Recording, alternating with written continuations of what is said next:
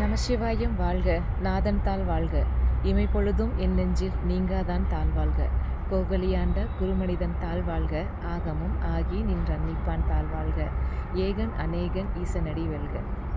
இன்னைக்கு பிரதோஷம் தினம். முடிஞ்சவங்க உங்களுக்கு என்ன முடியுமோ அப்படி இறைவனை கும்பிட்டாவே போதும்.